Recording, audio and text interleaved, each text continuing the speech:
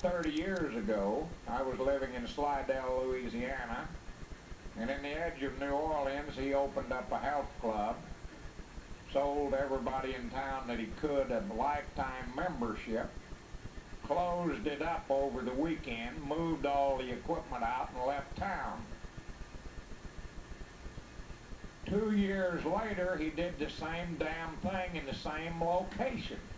He didn't even have the courtesy to go across the street or down the block. He did it twice in the same location in 2 years. Later, a famous football player that Alvin had little or absolutely nothing to do with, Billy Cannon.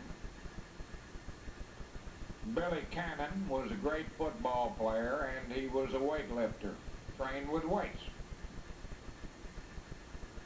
Alvin attached himself to Billy Cannon's coattails and claimed to have been responsible for training Billy. I'm not sure he even knew Billy. He damn sure had nothing to do with training him. He got a job with one of the professional football teams as a strength coach. He was a very impressive speaker for a coach. He'd get up, not for coaches, in front of coaches. He'd get up on the platform and jump up and down and foam at the mouth and talk about clawing power and explosive power. And this impressed the hell out of a bunch of coaches. When I first talked to Alvin, when I heard him speak, I thought, well, he's just stupid. But it was worse than that. He wasn't stupid. You see, he didn't train people that way. He just told other people to do it. About 15 years ago, he was associated with the New Orleans Saints, and they were training down in Vero Beach. And I went down to visit.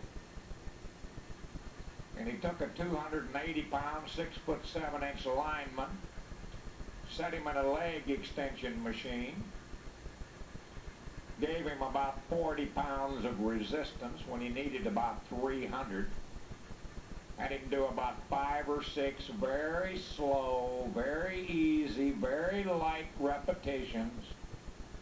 And then he said, oh, that's good, now come over here, and he took him to the next machine.